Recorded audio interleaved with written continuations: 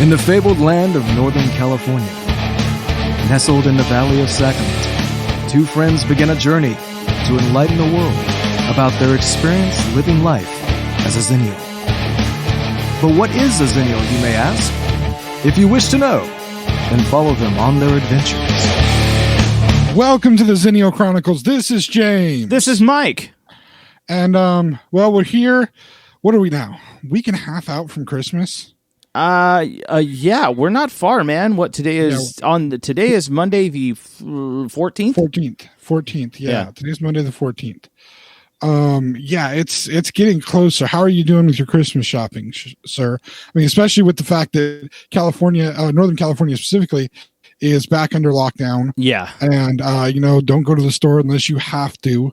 So, don't go get your hair cut. Have somebody cut it at home. Yep. Like I did yesterday. I got my hair cut at home yesterday. Nice. We ended up getting a clippers kit. And we ordered it from Target. We didn't have a hair clipper kit. I had a beard trimmer, but not like a men's hair clipper kit. It's not men's, but newer. The beard trimming set. That's a newer beard trimming set, right? You don't have the same one that you had 20 years ago. No, right? I do not. You got rid of that one, didn't you? Yeah, I did, and we're not going to talk about that. I think we've said enough about it. People have watched the American Pie movies. They should understand. We're just going to leave that alone. That's what she said. Anyway, moving on. So you haven't had a trimmer set. I guess I don't know. I guess I feel differently about it because I grew up in a household where my mother was at the end of my teenage years. Anyway, my mom went back to school, became a manicurist, and then ran a beauty shop for a short period of time. Ran it into the ground, sadly, because she was a horrible business person. Great at customer service, just terrible at business. You don't tell people who come in and don't tell women who come in and want a full set of nails done. Oh, you don't need a full set of nails. Your nails are beautiful. Let me just give you a manicure and polish, and only get $20 from them, and they leave you paying that $20 and go somewhere else and get the nails done because they want the freaking fake nails and you don't want to do it for them. Stupid. It's not a way to run a business. You need to make sure the customers spend money in your place. But anyway, I grew up, I wouldn't say I grew up, but I spent a couple of years in the beauty shop that my mom ran. And lucky for me, that was the era of certain hair colors and styles for young men to have that can be prohibitively expensive if your mom doesn't own a shop and the workers in there don't kind of have to do the work for you for free. Okay. Do you remember that? Do you remember that the hairstyles for young men in the late 90s, early 2000s? Oh, you're talking like the new metal bleach tips type stuff, right? Yeah. The frosted tips. Do you remember my hair? Yes, I do. I'm going to tell you right now, that's actually one of the most painful things to get done. What? Really? Why? I talked to you earlier today about the pain of kidney stones, and we won't go into that with everybody today. Wait, what? But because you got to wear this. They put this cap on you, right? Right. And they take a freaking like a crocheting needle, similar to a crocheting needle, and they jab it into this plastic cap, and pull out little tufts of hair. Oh, and that's how they do that? Yeah, that's what they do is they pull out these little tufts of hair and they get just the top of the tufts of hair and then they bleach that so that the underneath part stays okay. And it's just, if you got somebody that's a little rough in the hand and trying to hurry, they're stabbing you in the skull over and over again. Good God, that sucks. Pleasant. Why would no? That's dumb. Why would you do that? Why would no? Because I wanted to fly. Did you say fly? Yes, I did. On purpose to make it sound as awful as possible. Well done. Thank you. I tried. It was an awful period of time. My clothes were on point at that point in time. I mean, if you were to look back at pictures of my clothes for that point in time, you best way I can describe it. Hold on. Is, didn't you have flames on your shirt and frosted tips, sir? Are you Guy Fieri? I could have been. I should have been. If I was a good enough cook, I would have been. No, actually, what I recommend that people do is go back and watch any video by The Offspring from the album Ixnay on the Ombre. Oh yeah. But and then specifically, I don't think was Gone Away on that album. I think Gone Away was on that album. Yeah, Ixnay was the first one, right? No, Ixnay was the it was like the second or third big one. It didn't have Self-Esteem on it. Self-Esteem came before that. It was on an album before that. Oh, okay. Ixnay had All I Want. I think it had Gone Away. Moda. Okay. Yeah. So you were going for the Buster Poindexter kind of thing. Buster Poindexter, no, Noodles, actually. Noodles. Or Dexter Holland. Seriously, Dexter Holland. Oh my God, why did I say that? I thought Buster Poindexter is somebody completely different from like an entirely different era of music. Oh my God, I meant Dexter Holland. I apologize. Yeah, because it was if you watch that time frame, late 90s, early 2000s Offspring videos, just go and watch those. That's exactly what I just liked during that time period. The bowling shirts with flames all over them, the slacks, Guy Fieri, multiple. Actually, I'm more now. I'm like. If you were to take James from then and James from now and combine them together, then you would get Guy Fieri. Because he wears shorts all the time instead of pants, which back then I wore pants all the time. But yeah, if you were to take the flame shirts, the shorts I wear all the time now, the facial hair, which mine is better than guys, so screw him, and then the bleach tips, yes, it would all kind of work. It would all kind of be like, yep, okay, I can see it. I could be like his fat brother. Gotcha. Because like he's already kind of chubby, but like I'm fat in comparison. But yeah, okay. I mean it's there's a lot of similarities. But yeah, I was watching those videos about a year ago. I was watching the Offspring videos, and I'm like, I knew that I was kind of in one type of style during that time. It wasn't the only style that was going on during that time, but it was one type of style. I just didn't know exactly where I'd gotten it from. And I'm watching the video and I'm going, oh, I was more of a fan of the Offspring than I even realized. I mean, I love their music, but I didn't realize that they were kind of my guide to how to dress. All right, then. Good to know. Yeah. But anyway, like I was saying, having lived with a mother that was in the beauty industry, and then my wife went into that industry as well. Having a set of clippers in the house is just kind of a normal thing. I expect everybody to have one. It's like when you go and set a house up, you should have a small toolbox with a certain tools in there. You need some Allen wrenches in there because so many things require Allen wrenches to put together, right? Right. You need at least a flathead screwdriver and a Phillips screwdriver. You need one of the tiny Phillips screwdrivers for all like the little shit that you have to be able to stick a skinny Phillips into, like remotes and things like that need to be taken apart. There's a couple of different wrenches that you need. You need a hammer. Some basic stuff. You don't need to have, if you're not a tools person, you don't need to have, a whole big 4 foot tall metal Craftsman toolbox that you wheel around all over the place. You just need a basic toolbox with some basic stuff in there that should be just in every house. To me, that's one of those things that like clippers should be in every house just in case you need them. Right. It's one of those things to have. But at the same time, it's, I admit I didn't have a set when I was a kid growing up. I just had them as an adult growing up. And I don't remember a time I let my mother cut my hair. Yes, actually, I do remember one time. It was for my brother's wedding. My mom cut my hair into some silly bowl cut, and then my dad used his actual razor for his face since it wasn't getting any use on his face, since he had a full beard. He used he'd like shave the top of his cheeks, and that's about it. He used that to shave the underside of the bowl cut. It was, again, good Lord. Very, very appropriate for the early 90s. I think this was 90. Wait, he shaved the bottom 92? End of the bowl. Like, do you mean the bottom, like where it meets the neck? Or are you talking like the bottom of your head? Like the back of your head kind of deal. Yeah, all of it. It was awful. You had a bowl cut where you were shaved down to the skin on the short, but where the short hair would be? Yeah. Holy shit, dude. I am so sorry. I had some, well, actually the bad part was I wanted it at the time. I've had some you wanted it you wanted it cut to, you wanted it shaved to the skin on the back of the head? Yeah. Okay. I mean, there was one time where my mom screwed up a bowl cut when I was in like 6th grade. She tried to give me a bowl cut at home, and she went too high on one end, so freaking buzzed my whole head. But that was like the worst of it for me, and I was pretty embarrassed. Like, it sucked because like my head, I wasn't used to my head looking like that, so it sucked. But I mean, that was the worst of it for me. I've had a lot of different experiments with my hair, sir. I've had, like I said, I have pictures there from 5th grade where I have, it's not a very big mullet, but you can see the curly hair because my hair is very curly. So it's flowing down the back of my neck and peeking around the side of my neck. And then the hair on top is spiked up perfectly.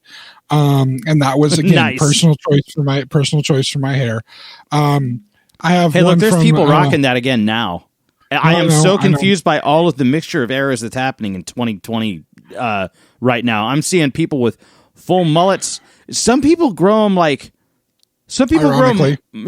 grow them ironically, but then you have like, there's just so much going on. It's not just the mullets that are making a comeback. It's like new metal starting to come back again. Yeah, and some of that's coming back with the clothing styles and the hairstyles, which I'm kind of good for.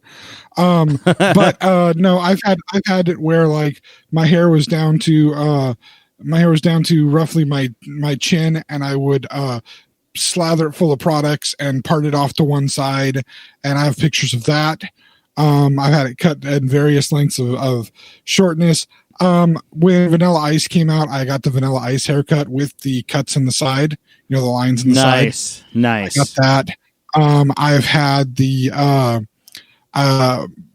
back in high school and even more recently, I've had the whole Tommy Green Ranger where you're long on top and everything underneath is completely shaved and you wear it back in a ponytail. Yeah. I've had that. I did that recently, and I did that and when I say recently, I mean this year I did that. Nice. And then I did it back in high school. And so I've had all kinds of different haircuts. I've grown my hair long past my shoulders or to my shoulders, and it's super curly when it's like that, so it poofs out. So I've tried straightening it. I stopped doing that when I was over hanging out with a bunch of my friends, and they said it looked like Fat Jesus. So, yeah, I said, no, okay, I'm done with this. Cut the hair. I'm sorry. Those are some messed up friends, right? I mean, telling me I look like a fat Jesus? Dude, you look like a fat Jesus with your hair like that. Bro, if you rock that hard enough, you can get laid looking like that. Man, calling me fat? I didn't call you fat. You called you fat.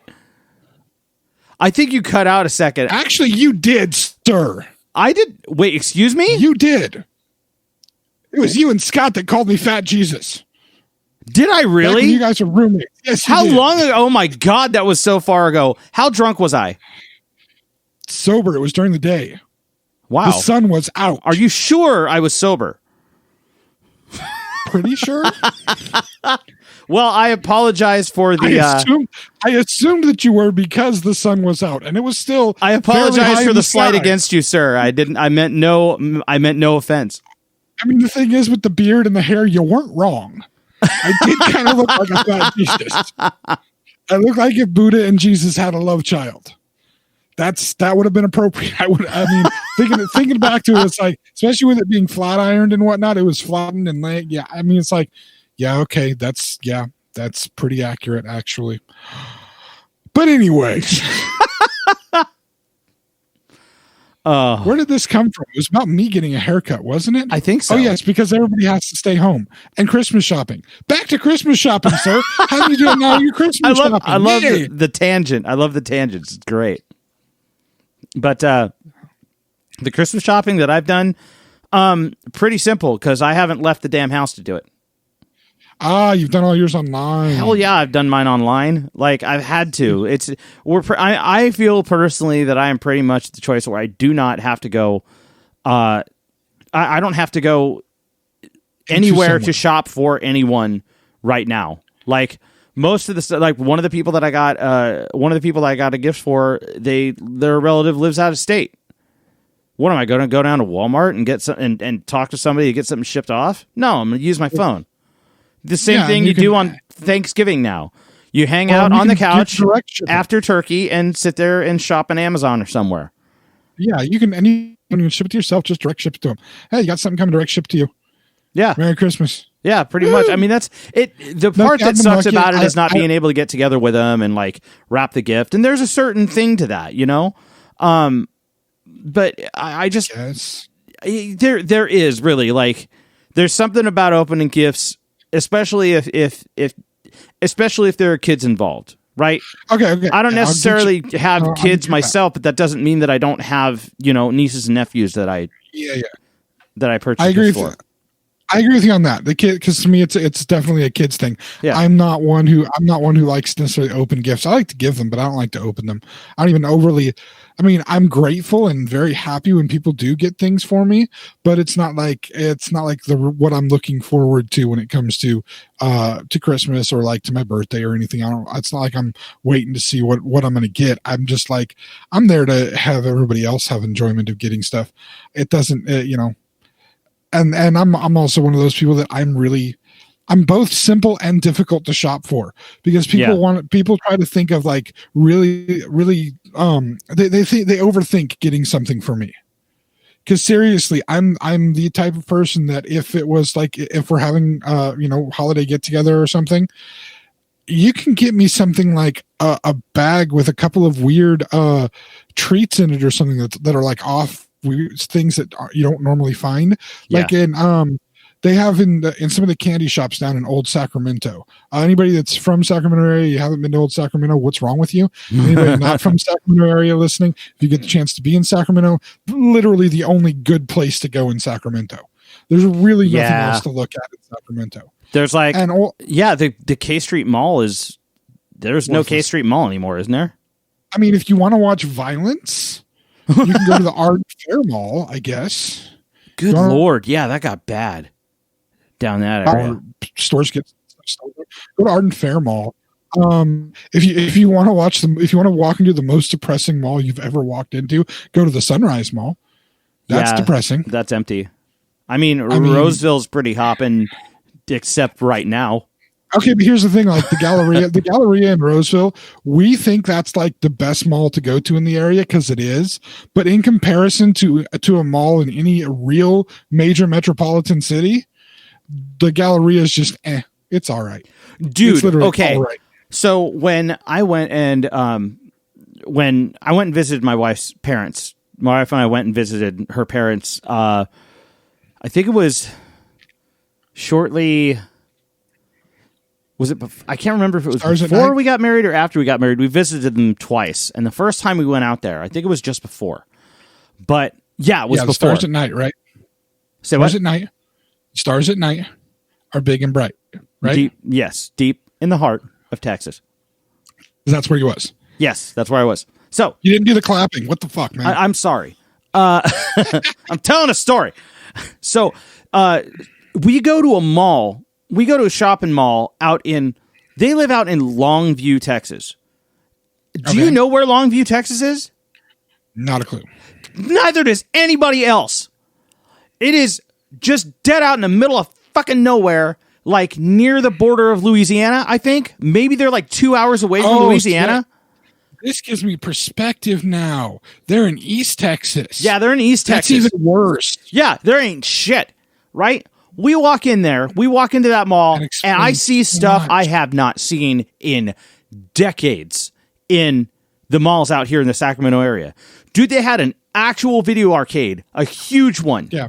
They had I couldn't believe it. They had a tattoo shop. There was one of the shops was a tattoo shop. Why the fuck do we not have a tattoo shop out in a California mall? Well, I can tell you why. I mean, right now, duh. But like last year, we should have had a tattoo shop in Roseville. Why not? That's amazing. Because as much as how do I put it? As progressive as the coastal areas are, that progressiveness actually works against anybody that's kind of a normal human being in some ways. What? Especially when you're dealing with let me get there. When you're dealing with things like shopping, right, and consuming product like that, the coasts, specifically the West Coast with California and the like little tiny northern part of Washington, there's a gap in between, like from San Francisco all the way up to like like Seattle, there's no culture at all on the coast. But San Francisco all the way south down to the Mexican border, and then the little area of Seattle, they're part of the trend-setting culture in the country. The other part of the trend-setting culture in the country is basically from the very north of Virginia to like Vermont. These areas set the trends for the country, and they're months, if not years, ahead of the rest of the country in the way that they change things. But what happens is part of that change to try to and when I said the word progressive, you were maybe thinking political, but I'm thinking more of progression of society and again shopping and design and culture. I get it. What happens is you have many people that populate these areas, right? That are the changers of the culture, the main changers of the culture.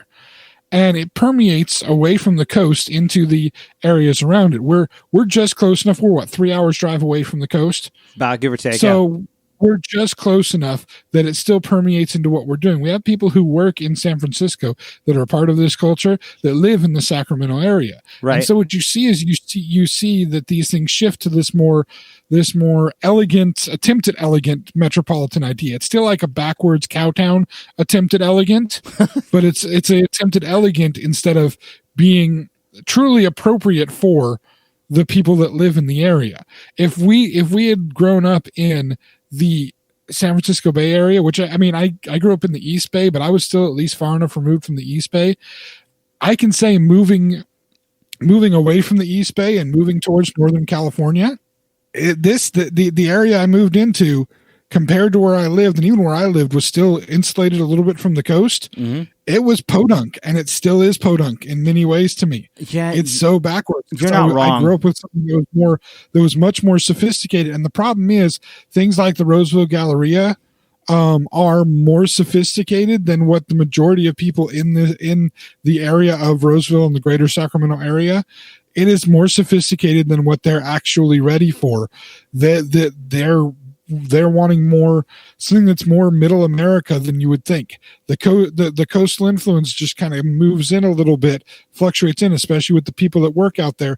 They want that more refined kind of a setup, and you'll find that in somewhere like the Galleria. You'll find it's got more of the refined stores in it and a lot less of the stores that like normal people want to go to.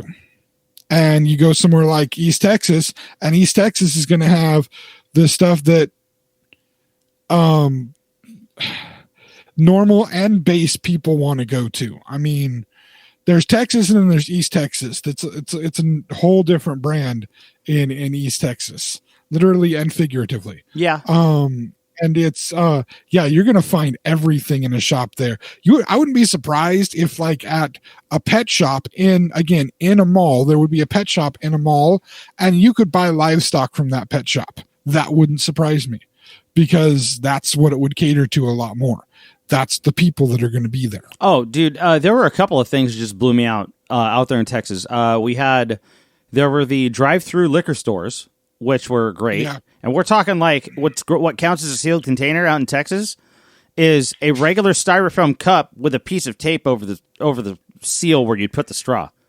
Yeah. Like all you got to do is if you get pulled over, you can pull that straw right out of that cup and put the tape right back on over the top of it, and they won't ask a damn thing. It's so weird. Yep.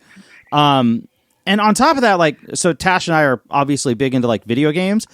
In this little town out in the middle of nowhere, there were at least 3 shops that sold used collectible video games. 3 of them. And we're talking partial with, comic book shops where they're doing role-playing collectibles and role-playing stuff.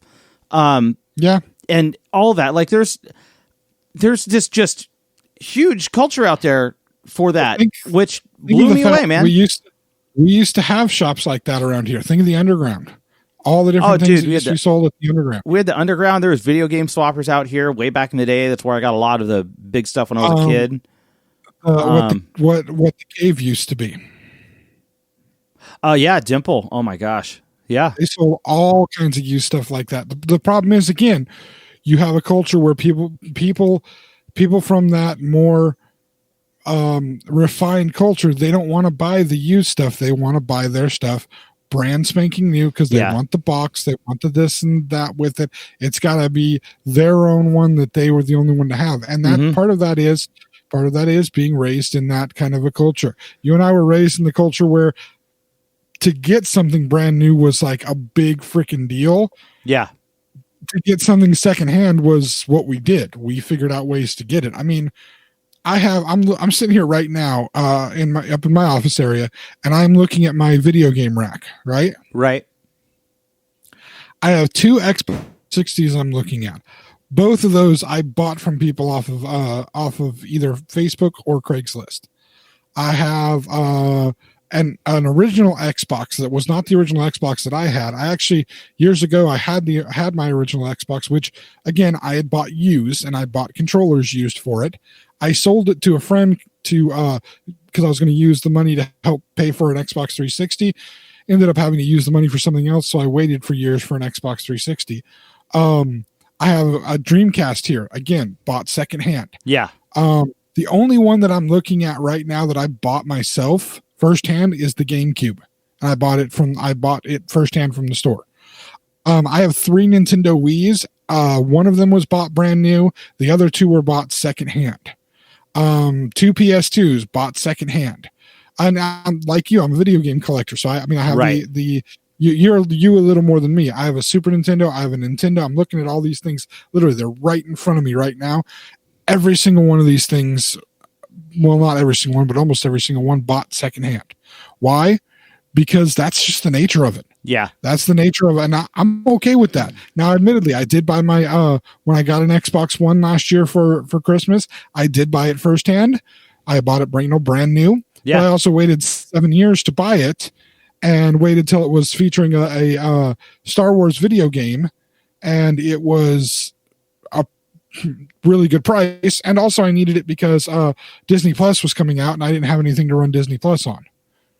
Oh, wow. So I bought it for that purpose. Cool, man. Yeah. Well, you couldn't have run Disney Plus on your smart TV or anything at the time? I didn't have a smart TV. Oh. I had a gigantic LG plasma TV that I had bought 7 years ago. Oh, wow. That just recently went on the fritz. Oh, that's right. That's right. You were telling me about that. Yeah. Yeah. So I didn't have a smart TV. I would have had to get a Roku, but like I figured Roku, $20. The Xbox, I think I paid $200 for it. And I said, you know what? $180 more. And this one plays video games and watches Blu-rays, which is nice because we only had one Blu-ray player in the whole house and the grandmother wanted it back in her room. So we could watch Blu-rays, we can watch DVDs because I didn't have a DVD player. Just the one Blu-ray player. So Blu-rays, DVDs, video games, and Disney Plus. Cool. And then of course HBO Max when that came out. So, all right, cool. It's worth doing. But, those are decisions that take a long time because we were raised in a situation where we didn't necessarily have the money to go out and buy those things. Our families didn't have the money to buy all the stuff brand new. So we had to secondhand things, which honestly, I do think that people that were raised in that situation, I know raised like me, I'm assuming from all the things we've discussed, you had the similar raising in the sense that you didn't get everything necessarily immediately when it came out. It wasn't always, sometimes you had secondhand clothes, hand-me-down clothes, sales rack stuff. You weren't being bought name brand crap, right? Right. Yeah, so we had similar upbringings in that.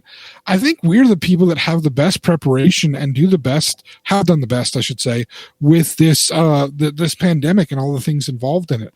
Because I think we've had the experience before in our lives, be it as children or be it even as young adults struggling with money and struggling with having to figure things out, that we've been able to adapt to the changes that have happened, the monetary changes that each of us have had to deal with, but also the changes in availability of things and putting things that we currently have to different uses. You know what I mean? Finding the best things we can get out of it. I think it's been lifestyles kind of prepared us for something like this. Yeah. Yeah, I would say so. No? Yeah. No, I agree entirely. I think that we, especially with, I don't know, with the culture, just, the whole, I don't know, I just remember doing stuff in my 20s, like thrift store shopping was just like a regular thing, or just that kind of transferred over from. I remember going thrift store shopping with you back at that time. Yeah, back when you were our roommate. I remember going thrift store shopping with you. Yeah, it was a cool leather jacket or something. Do I still have that? I was always buying leather jackets, either leather or pleather. I was always buying some kind of jacket like that. No, dude, it was fun. It was fun, but it was also like it was dirt ass cheap. Like that, there was no shame behind it either. That's one thing that I remember. At least not for us. I mean, more than anything, I feel like, there's been a few things recently in my life that I've had to, again, buy brand new because some things just end up being that way. Computers, for example, that's one of those things that you eventually end up having to buy brand new because they do become outdated fairly quickly, more quickly than you want them to. Relatively, that is, unless you learn how to tear those suckers apart and do what you want with them. Yeah. I got one you can play with. Anyway, but there are so many other things that don't necessarily have that same situation. And I personally get like a bit of pride when I can find a really good deal on something somewhere. Oh, I've found board games that are only $2 and $3 that have never even been opened by searching through various thrift stores. I mean, I've found half of my Star Wars collection of Star Wars junk that adorns this room is stuff that I found at either thrift stores or marked down somewhere. It's just, to me, that's it's so much fun when you can find really cool things like that. I have glasses and mugs, and I'm really anal about my glasses and my mugs. I have my glasses that I use, and nobody else is allowed to use them, and I use them every single day. Yep. Like every day I have a cup of coffee. Every day I have a cup of hot tea, and I literally have two different. These ones were actually purchased as gifts for me. Some of the rare times that people have gotten me gifts that are. That get me gifts in general, but these were like really, really good ones. A few people have done fantastic with that. But again, that's because they don't try to do the overthinking. They just find something they think is somewhat neat and go for it. Yeah. But there's one that's a Darth Vader mug. That's my coffee mug. And then there's a a 49ers one. That's my hot tea mug. And they're the Tervis cups. The Tervis cups, the insulated, they're insulated, got stuff on the inside of them, lids. Yeah, I know what you're talking about. Like Bed Bath & Beyond or something is where they sell them typically. Yeah. You can buy them online. Yeah. And they're like guaranteed for life, basically. They're really good, solid cups. Those are the two that I drink. I drink my coffee out of one of those. I drink my tea out of one. They're separate ones because you can't put coffee and tea in the same cup. That's just wrong. I know people are like, what? Yes, 2 knives, damn it, 2 knives. If you don't know the reference, go back and check our previous podcast a couple weeks ago. I have to have 2 cups for it. Well, when we're at thrift stores, when we do shop thrift stores, we always keep our eye out for any other Tervis cups because both my wife and I love them. Recently, before we had to be on quarantine, which, by the way, we still are. Our quarantine isn't over, but everybody's doing well still. Good. But before our quarantine, before lockdown, part of our shopping trips would be there's a couple of thrift stores that we like to go to just see what was there, and one in specific would every 3 weeks or so, you'd find a Tervis cup there. And sometimes we'd find stuff that we wanted. Found a Raider one there one time, the formerly Oakland, now Las Vegas Raiders. Found it. I refused to touch it. It stayed there for 4 weeks because other people knew better than to buy that piece of garbage. But fairly recently, I found one that was a Yoda one. And it was one of the smaller size ones, but it was Yoda, and I snagged that up. That is my nice. That is my cup to drink milk out of when I have eggs and toast for breakfast, because I don't have a glass of milk when I have cereal for breakfast, because you already have milk in the cereal. You don't need a glass of milk to go with it. That's just weird. Right. That makes sense. But that glass is specifically for drinking milk out of. Now, if I have like a cookie or something and I want milk with a cookie, I'll still use that glass for it because it's the milk glass. But That's, I'm specific about those things. Okay. You know? Yeah, I get it. I can understand that. I just I'm grab weird. But whatever. anyway. I'm an opportunist. I will grab whatever cup is necessary for the job.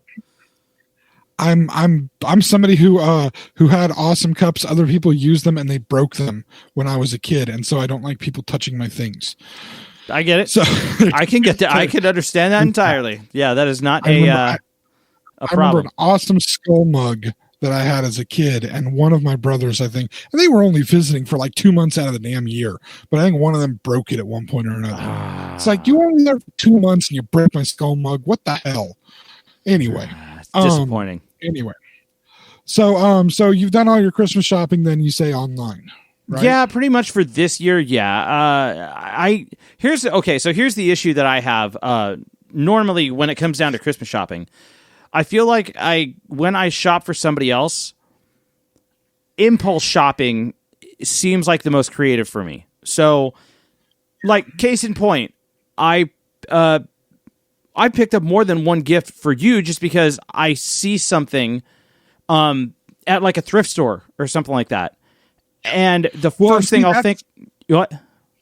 Go ahead. I was going to say, I'll see something at the thrift store or something like that, and if I've got the funds, I'll be like, you know what? That looked good on James's shelf. But I don't go looking for something specifically for you, like, ideally, because then it's the same thing as trying to, with me, I have this issue with trying to, it's not about meeting things at a deadline, but if I have something specifically that I have not concentrated time on, that's not part of a regular habit that I am trying to accomplish, but I'm not trying to accomplish it because I'm driven to do it for some particular reason aside from... Basically, you feel forced, basically. Yeah, when I feel forced to accomplish something, I'm terrible at the job. So when it comes down to... this is especially true with gifts. When it comes down to buying a gift for me, it's like I see something and it's something about the item that reminds me about the person, and that attaches me to that person without them even owning it. So I feel like they should own it if they don't already. Yeah. That's when I go and pick something up. And that's exactly the type of gift I like to receive. Cool. Is one that, like, somebody sees something, they're like, oh my God, so-and-so needs to have this. Or in this case, this is so James. This is so James that, like, he, and I am not swayed. I am never swayed by monetary value. Money is not the way to sway me in things. Right. The littlest thing, and if the thought was, yeah, dude, I saw this and I immediately thought this is something you need to have. And I mean, it could be something like, again, you could have been in a candy shop and seeing a chocolate bar that says it's a pigs and taters chocolate bar. And you're like, what the heck is a pig and tater chocolate bar? And you look at the chocolate bar and it's got pieces of bacon and pieces of potato chip in the chocolate bar. Okay, that sounds amazing. As a chocolate bar? Is that a real thing? That's a real thing. That is a real thing. That's amazing. And you look at it and you go, you know what? James would like to try something like this. Yeah. And you grab something like that for me, that's enough for me to be just like, that's freaking awesome.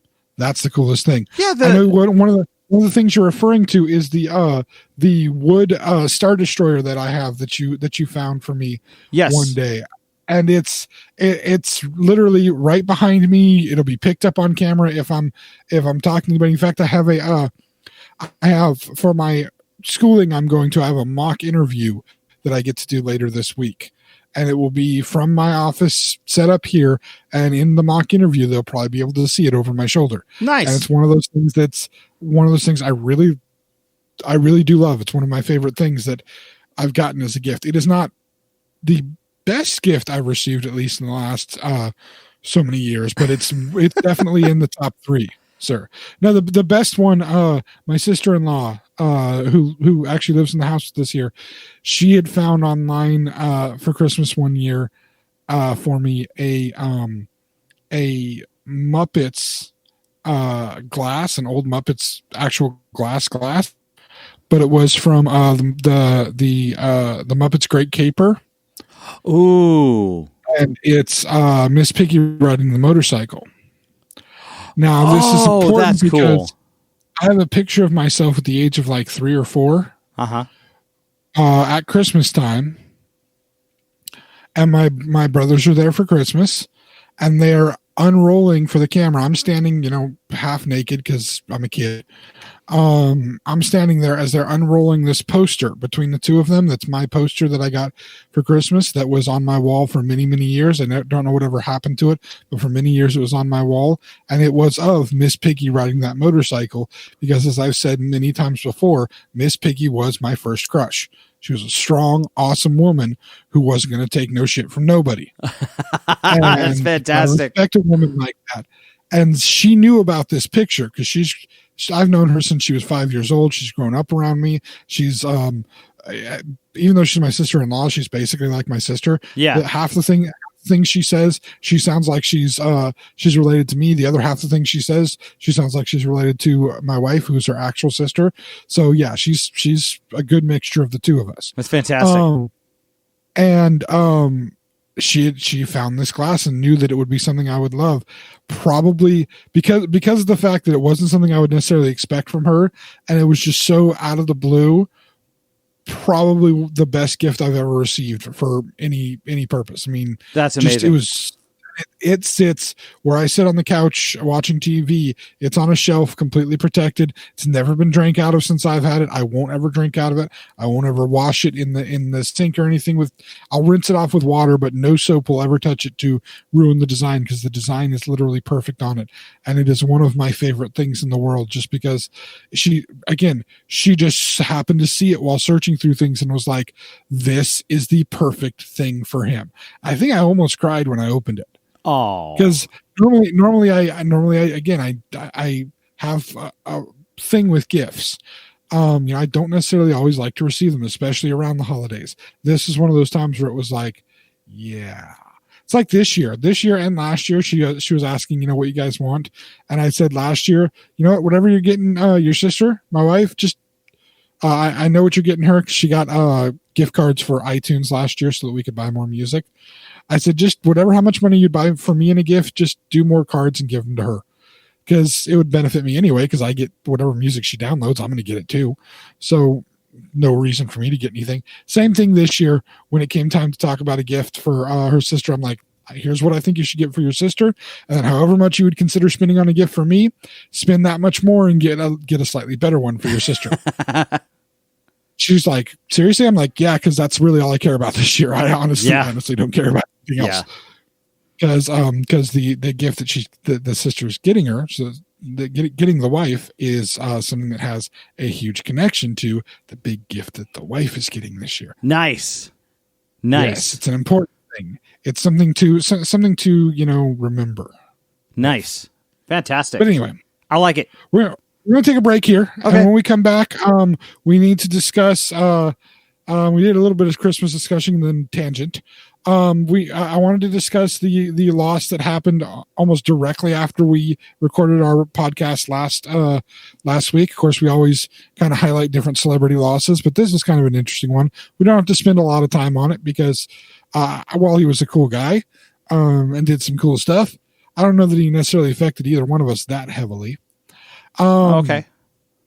You know what I'm talking about, right? I think I do. Did I share that? Loss with you? Yeah. We discussed it. Yeah. Yes. We discussed it a little bit, and then how it leads into some of the other stuff that's the stuff that's still going on now. I mean, yes, absolutely. The idea of COVID still being around and still doing things. Yes. And then something else I want to touch on. I have to remember what it is, but when I do, we'll discuss it. All right. Sounds good. We'll be back in just a minute. All right. Hey friends, this is Mike from the Xennial Chronicles reminding you to subscribe to our YouTube channel. You can also follow us on Twitter and Facebook at Xenchron, spelled Xenchron, to keep up to date on all things TXC. And please check out our official website, theXennialChronicles.com, or if that's too much to type, Xenchron.com. Thanks again for listening, and now, back to the show. And welcome back, everybody. All right. Hey. Such a long break. Maybe you got to go pee. Probably not. Maybe you peed in your pants a little. That's okay. I won't tell anybody. At this point, this is very awkward. Did James start drinking during the break? Because I don't remember that part happening. Anyway, I said for the break we were going to talk about a celebrity death. Yeah. I'm sure most people that would be listening have heard about it, because it is, again, somebody with some cultural significance. I knew him as Zeus Lister when he was a wrestler. His name was Tommy Lister. Most people knew him as the character of Debo. Yeah. From the Friday movies. Which I had multiple times in my life where I was a fan of wrestling. As a kid, I was a big fan of wrestling. Mainly because I was a fan of the movie Princess Bride and a fan of G.I. Joe, and Andre the Giant was in Princess Bride, and I thought, this is cool. There's a wrestler in a movie. I want to, pay attention to this wrestling thing. And then Sergeant Slaughter was a character in G.I. Joe that was also a wrestler. Yeah. And so I wanted to watch wrestling because of that, which is when I first saw my favorite wrestler of all time ever, The Undertaker, and became an Undertaker fan forever, basically. I have liked other wrestlers, don't get me wrong, but The Undertaker is still the best and always will be the best. And I'm sorry, I'm not listening to what anybody else has to say about that. And anyway, during that time, Hulk Hogan tried to make a few movies because, whatever. He had appearance in Rocky 2, I think it was. It's Rocky 2 where he's Thunder Lips. Was it 2 or was he 3? It wasn't the same one as. It wasn't the same one as Lundgren, right? No, I don't think so. But it was the same one as Mr. T. So it was 3. Was it 3? Yeah, so I thought it was 3 because Rocky 2 was Rocky 2 was Lundgren. And I'm thinking about it has to be 3 because Rocky was the champion at that point. Yeah. So yeah, he's in the beginning of that. In fact, if you ever want to see something really, really funny, Google I think it was an SNL skit, and Hulk Hogan is in the skit, Mr. T is in the skit, and Billy Crystal is in the skit. No, wait, hold on, we're overshooting it. We're undershooting it. Rocky 2 was where he beat Apollo Creed. Rocky 3 is where Apollo Creed dies, and that's Ivan Drago. And he's Rocky 4 is the one with Mr. T. Rocky 4? Yeah, Rocky 4 is the one with Mr. T. No, Rocky 4 is the one with Ivan Drago.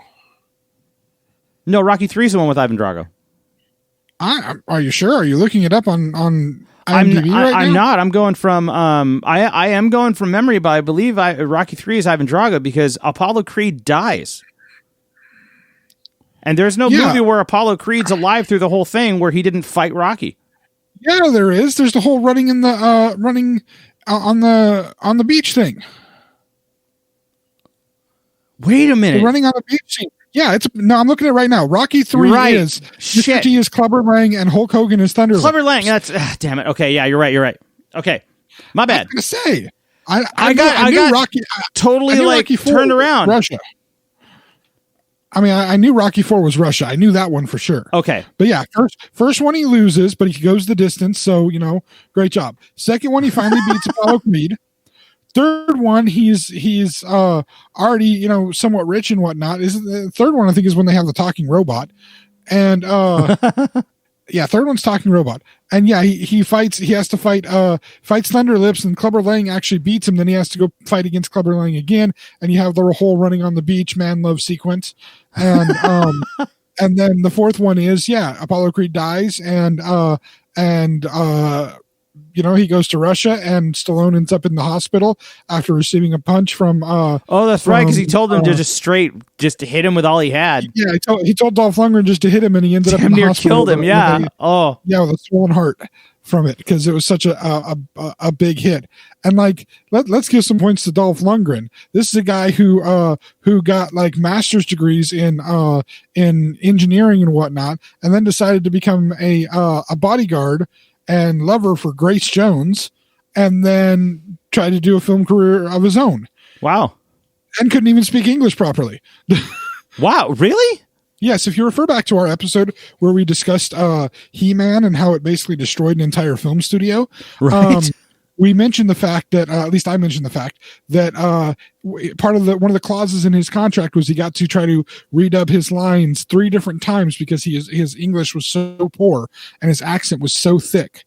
but he wanted to be able to have his own voice in there instead of like what happened in the Hercules in New York movie with Arnold Schwarzenegger, where they completely dubbed over his voice with somebody else. Wow.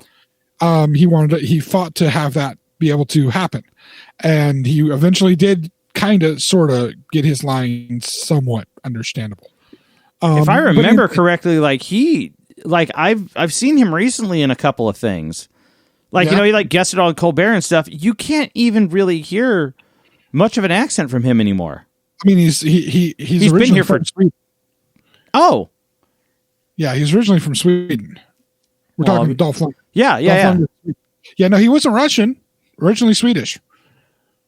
I figured he wasn't. The name doesn't sound Russian, but yeah. Interestingly enough, Arnold Schwarzenegger at one point during the 80s, with a dialect coach, had so removed any traces of the Austrian accent, from his voice, from his talking. Mm-hmm. He actually worked to put more traces back in because he felt it was a signature thing for him. Funny enough, in almost any German dubbing of an Arnold Schwarzenegger film, even though he can speak German, they don't let him dub his voice in the German. Yeah, because he sounds like a farm boy or something like that. He sounds like he sounds like it'd be like basically having somebody do being a serious character or an intelligent character or whatever in an American film, and him have a Southern accent, which just makes you sound stupid. So, sorry, it does. I've told everybody that I've ever heard with a Southern accent that they sound stupider than they should be. When they say something smart, I'm seriously like, wow, I didn't expect that from you. Oh my God. God. You think I'm stupid? No, because you sound stupid because you have that accent. Well, why would you say that? Because your accent sounds dumb. I have a real problem with that accent. It drives me crazy.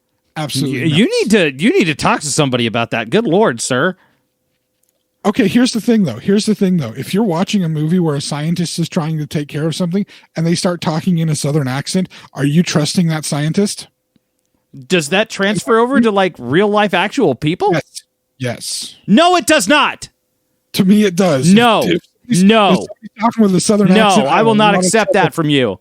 You're smarter than that, God damn it. No, I am. They're not. I'm smarter than that. They're not. You can't just no. Yes. No. Mm-mm. Yes. I'm not taking that one. It's what it is. It's one of the bigoted few, son of a bitch. Yes, I will admit to that. One of the few prejudices I have. One of the few. It used to be against Canadians. I actually like them now. I'm cool with Canadians now. Why? Because they don't have Southern accents? That helps. It really does. I'm cooler with the way that they pronounce out and about than I am with y'all. Okay, we'll use that as an example. I'm much cooler with oot and a boot. I'm okay with that. I can deal with the oot and a boot. The y'all. That's no. By the way, we were talking about about Zeus Lister. Yes, back to Zeus Lister. He was actually in a few of the movies that Mr. Hulk Hogan, the wrestler, was involved in the 80s. I forget the names of them because they were awful movies, but he was in a few of them. He was also a wrestler in his own right, big guy. Yeah, and then again, of course, most famous for two roles, which is interesting. He doesn't get the proper credit for the second role that he should. Most people want to put credit on Morgan Freeman for playing in film, one of the first black presidents. And that's like I love it. Black president. But let me check something right here. I know exactly what you were talking about, and I hope that you are right and that he was first. Okay, so remember 1998, okay? Yes. 1998. Please tell me that this is. There we go. Yes, no? Internet, yes, no? Interwebs? Things are not work. There we are. There's my 1997. Boom. 1997. A sci-fi movie comes out from one of the weirdest film directors of all time that really has a problem with one of those many film directors has a problem with women that are a little too young.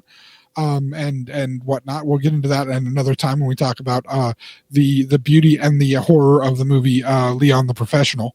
But he makes this movie called in 1987 releases this movie called The Fifth Element, somewhat of a jump, another jumping point in the career of Bruce Willis, freaking American audiences out to understand that James Gordon once played a bad guy in a weird sci-fi movie. Or at least one version of James Gordon in a weird sci-fi movie. Dude, Gary Oldman needs a fucking Oscar, by the way. I think he got one just recently. Oldman got an Oscar? He played Winston Churchill, yeah. I think. Thank God. That's great. Under a crap ton of makeup. But I just want to point out, Zorg in that movie, Southern accent, sounds stupid. Anyway, moving on. Shut up. That movie came out in 1997. Now, people talk about another movie came out in 1998. This came out at the same time as, interestingly enough, another Bruce Willis movie, Armageddon. The movie was called Deep Impact. Both of them came out at roughly the same time. Both were about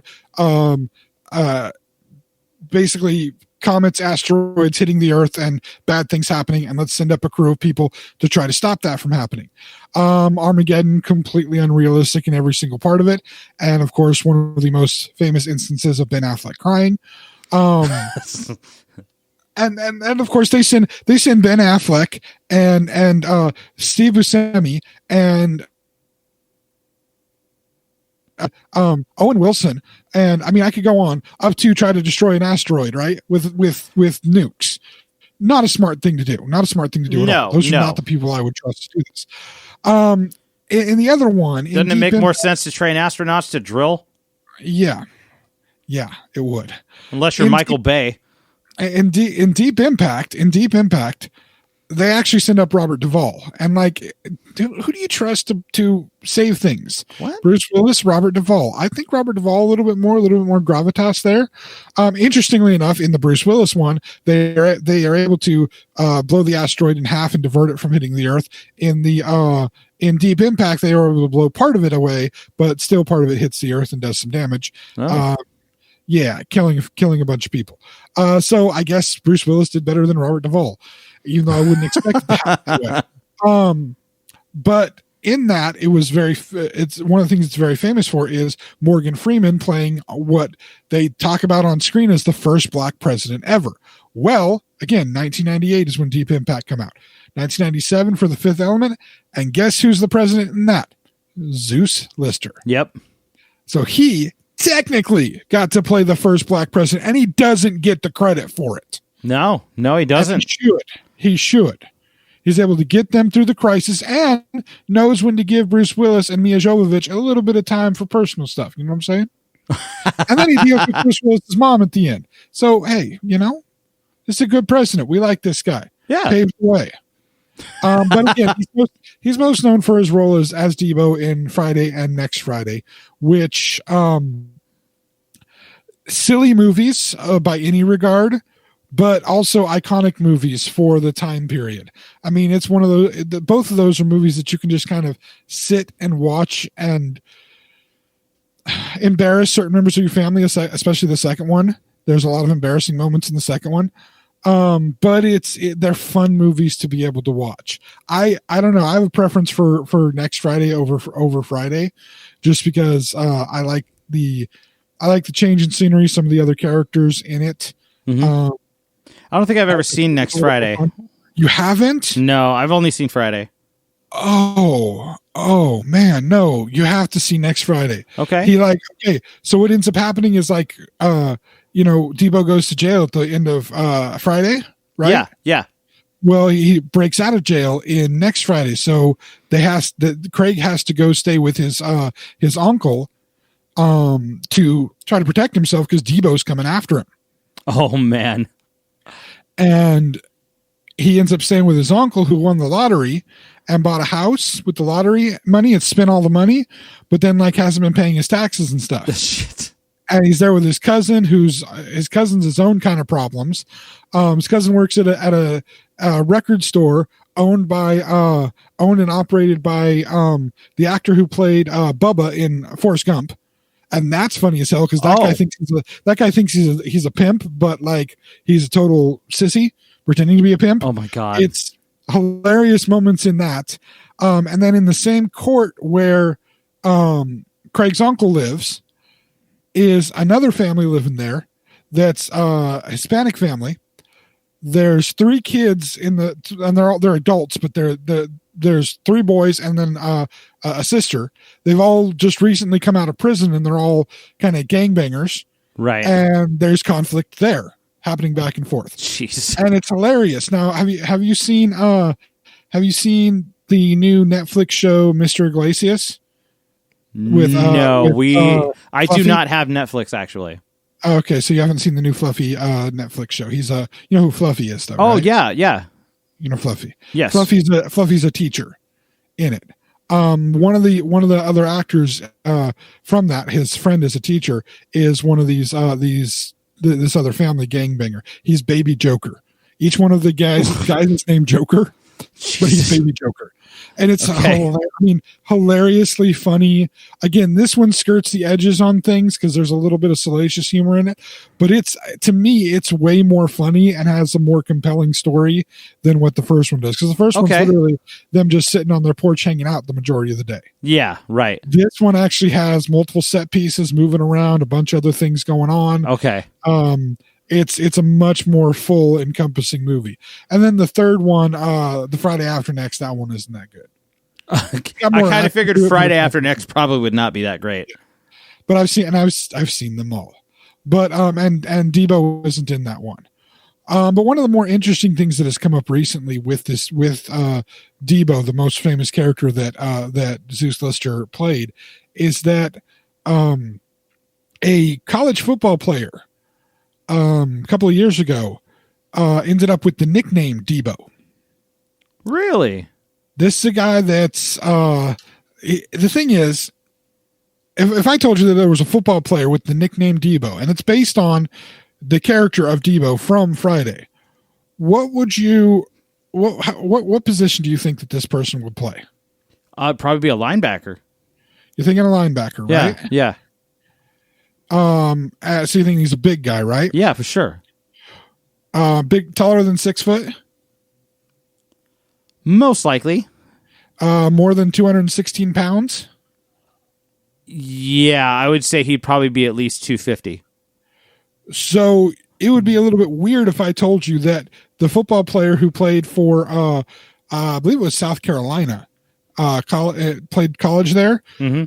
This player named Debo, or nicknamed Debo, in fact, nicknamed so much that that's the name that he used in college. So when they'd announce players' names and stuff, he was called Debo Samuel. He didn't use his first name, which is Tai Shun. He was called Debo. He was called Debo. Okay. It would surprise you to know that he's a 6 foot tall, 216 pound wide receiver. Yes, it would. He got the nickname Debo because he's very good at getting what's called YAC, yards after catch. You could throw him a pass that's a 5-yard pass. He will make it a 35-yard touchdown because he will run people over. Debo wasn't known for being fast. No, Debo wasn't. But what he would do, what this receiver is known for, he's got speed. But when people try to tackle him, he just shrugs them off. Oh. It takes 5 people sometimes to tackle this guy. Oh, he's just a tour de force as a wide receiver then. He just runs into people and knocks them backwards. Good Lord. Or moves around them. He is tough. He'll take whatever hit he needs to, keep going, or if it does finally take him to the ground, get right back up and do it again. He doesn't shy away from getting hit by people. And he'll lower his shoulder and run right into them and just over them. Move right through them, huh? Wow. Basically what you expect a running back or a fullback to do, right? But as a wide receiver. That's kind of cool. Okay. Well, Debo was considered a good enough prospect that he was drafted to the NFL. Nice. Last year, in fact. Last year was his rookie season. Oh, cool. In which he basically had a huge coming out in his rookie season. And his team made it literally all the way to the end of the season. In fact, all the way to the Super Bowl. Sadly, they lost in the Super Bowl. Oh, that sucks. This year he's had a bit of an injury-ridden season, but after he was drafted and as he was starting to perform well in his first year, Zeus Lister reached out to him. No way. And actually went and met him. Oh, that's cool. And not only did he completely approve of him using the name Debo and having the name Debo, Ice Cube, who is a lifelong Raider fan, who wrote the character Debo, also gave his stamp of approval for this guy to have this name because of the attitude that he brought and the energy that he worked with, and just the fact that he wouldn't go down, wouldn't be stopped. That's fantastic, man. That's great. Of course, Debo Samuel is a wide receiver for the San Francisco 49ers. So I'm glad. Oh, wow. Wow. Yes. Okay. Holy smokes. He is a Niner wide receiver, and I'll tell you something, you're not watching football as much as I do. There's not many people who do, but he is amazing when he's playing. He's electric with whatever he's doing, and if he's on the field, the team has a chance. That's fantastic, man. Yeah, he's great player, and sadly this year he's had a lot of leg injuries, which is just team plagued with stuff. But anyway, this is furthering of kind of the legacy of Zeus Lister. And again, he's not one of the big A-list stars that everybody knows. He's appeared in a lot of different things. Another one of my favorite roles that he was in was, of course, in one of my favorite Adam Sandler movies, and one that you and I watched multiple times together. Yes. Little Nicky. Yes, Little Nicky. And fantastic in that, because he was also able to showcase a lot of humor and good acting in a limited setting. He was acting against some pretty heavy hitters and did fairly well. Yeah. For somebody who's not necessarily a classically trained actor, he was able to completely hold up in what he was doing, and fantastic in the role. Still not the best person in that movie. Ozzy's probably the best person in that movie. It's just perfect. Or is Henry Winkler's better? I'm not sure. Anyway, Rodney Dangerfield was in that one too, wasn't he? Yeah, and you know what? He does. He's the one that gets to shove the pineapple. So yeah, I mean, there is that. But anyway, it's a great movie. God, we should do a podcast about Adam Sandler movies. Oh wait. Anyway, so I mean, there is some lasting legacy here for Zeus Lister, and again, let's understand, when we're talking about the first cinematic black president, we need to give him the credit that he deserves. Yeah, for being the first cinematic black president. I'm sorry, Morgan Freeman, you got to be God. Just take that and be happy with it, okay? True, he should. Let Zeus be, and I mean, just let Zeus have it. Let Zeus have the presidency, okay? But beyond that, it's always sad to see somebody that, as we've said before, that somebody that meant something to us in childhood go. He was an essential part of the movie Friday, and even though his role is reduced in Next Friday, still an essential part of that movie. Yeah, and everything he worked in, he seemed to work his very hardest and was enjoyable. I can't remember anything. Even the crappy movies with Hulk Hogan, he's still better than Hulk Hogan in those movies. So, but anyway, just as always, acknowledge those people that meant something to us. Yeah. And this is just a furthering of what this year has brought. We've talked about it many times about how this year the losses of celebrities, the losses of anything seem so much more. The losses of human life are so much more. The numbers, we discussed the numbers last time in our Sirius podcast. The numbers are just outrageous. And I'm of the belief, and we discussed this a little bit earlier, I really do believe that we're going to be a generation where we have a PTSD from this. Probably, because this is, people want to think of PTSD as something that, like, no, soldiers get that, or people that are involved in like terror attacks or big disasters or something. That's not necessarily true. You can have certain levels of PTSD from anything that causes you any kind of trauma.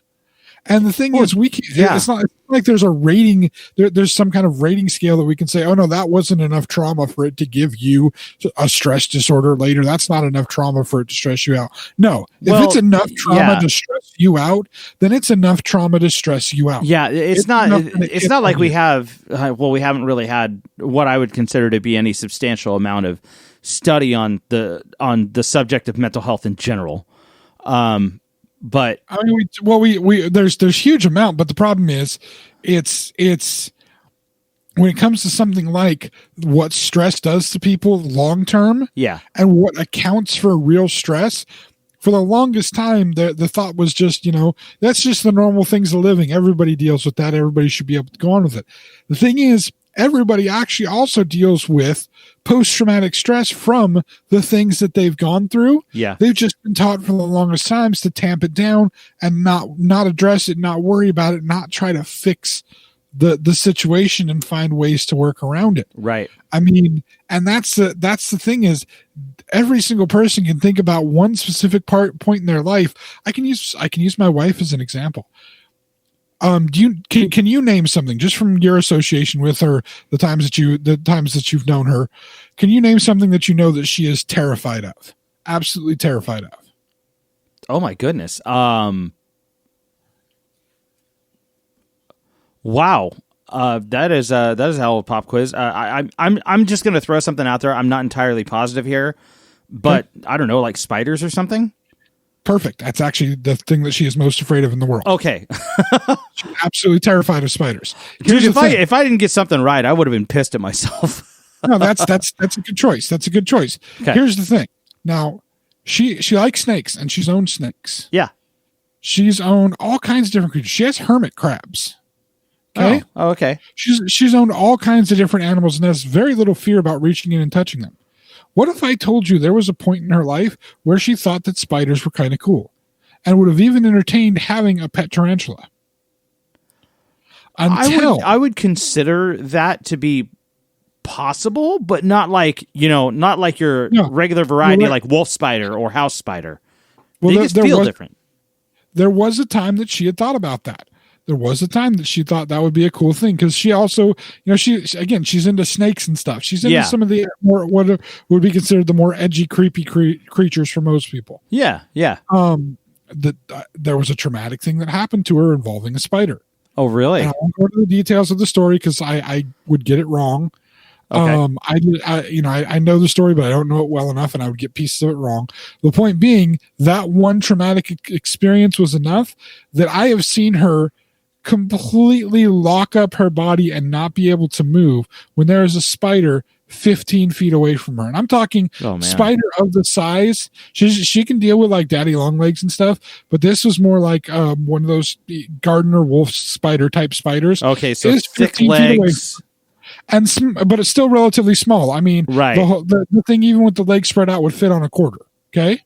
Right, but there's a difference between. I see where you're coming from because daddy longlegs just have this. They're not a menacing looking spider in general. No. Whereas, if you see a wolf, or you don't even know. The thing is, a lot of people mistake a wolf for a recluse, and there's this thing like if it's hairy and it has really thick legs on it, and it's small and it's found out in a field, like dude. I have had to get over a crippling fear of black widows just for that coop for the chickens. Because they eat those little bastards. But they still show up in that coop. Black widows are the ones I can't deal with. Yeah, no. But no, I've seen her. She's 15 feet away from this spider. And is having such crippling fear. This is a spider that literally... You could just take a shoe and squish it. Just smash it and squish it. Yeah. Not a problem at all. She is in such fear of this spider that she can't even move. She can barely breathe. I can understand that. I've never been a fan of spiders in general. All it took was one traumatic experience for her to have this level of fear that is just, outrageous. Before that, she didn't have the fear of them. What happened? Like did she get bit or something? No, she wasn't bit. Again, it's a lengthy something else. Yeah, something different. It's a lengthy story. I'll say this. It's a lengthy story that happened on a kind of a camping trip that involved other people and other things going on with it. But she can't even go into a pet store now without having somebody go in and check to see if there's any tarantulas in it. Oh, man, that sucks. Or go near the area where they're at. Certain pet stores, they have them off in a certain area. Somebody has to go and check because she can't even look at all the lizards and stuff she likes to look at. If there's going to be... Because there's a tarantula cage 3 feet away from it or something. Yeah, I get it. I get it. It freaks her out. Yeah. And every time we go into any kind of major pet store, first thing I do is I'm running around looking for, all right, where are the tarantulas? I even stopped workers before. Where do you have your tarantulas? You want to get a tarantula? I'm like, no, I do not want to get a tarantula in so much as I want to stay married to my wife. I just need to know where they are. Why? Because I need to make sure my wife doesn't go near them. Oh, okay. Yeah, and that's Yeah. the standard, and it is an all encompassing fear, and that's the thing is to say that a certain amount of stuff has to happen for you to have trauma from an incident is. Who's to say about that? Each incident affects a person in a different way, and we each have different trauma from it. Right. And when we're looking at what has happened over this last year with the pandemic, with the fear that it's instilled in many people, with the what's the way I want to say this, with the change in how we view our friends and family and neighbors because of the fact that they don't have the fear of this that we would expect them to. They don't have the respect for this that we would expect them to. Lives in so many ways beyond just having to stay at home have been turned upside down, and the world, this is a moment where people, again, like we mentioned back in the podcast last week, this country looks at December 7th as a day where the world changed for the U.S. Yeah. The way we viewed the world changed. Look at 9/11 as a day that the way we viewed our world changed. This year changed our entire view of the world, changed the world's view of us. This is a whole, when we come out of this, it's literally life pre-COVID, life post-COVID. Yeah. And the long-term things that are going to come out of this, and I mean, even the ones that exist now, again, I have spent the last week and a half with the COVID diagnosis here in our house.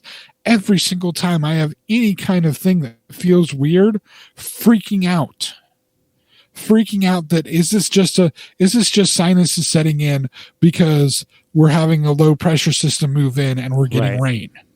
Or am I finally showing the symptoms of COVID? Is that what's happening?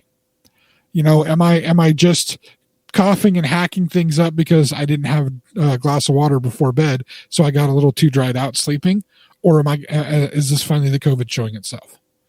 And it's been the last week and a half. Every time I feel even the slightest symptom, I'm like freaking out, and I'm calling myself back down and saying, no, don't go into this spiral of craziness. It'll be showing anything, it should be showing something worse if you have to be worried.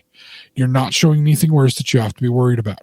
These are still within the range of normal things that happen to you on a regular basis. But now you have the freak out over it. And it goes just beyond something simple as the physical freakouts of what's affecting you in that way. When we have events that happen like what happened in the middle of the night last night, well, early morning this morning, your mind, at least my mind, I'd like to think that I'm a pretty logical and rational person most of the time. There's a few things I get a little bit irrational about, Southern accents for one, but I'm keep sticking that dagger in, sir. It's all good, man.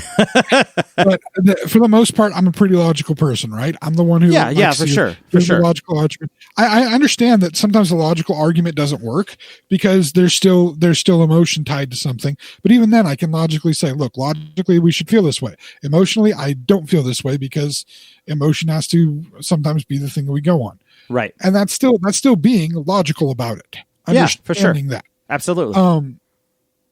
But do you know what happened at around 4:30 this time here in well, actually not even here in America, all over the world? You know what happened this morning? No. Google had a major shutdown. What? Yeah. You could not access your Google profiles, your Google accounts. You could not access your Google Mail, your Gmail. You couldn't access anything connected to it. What the hell happened?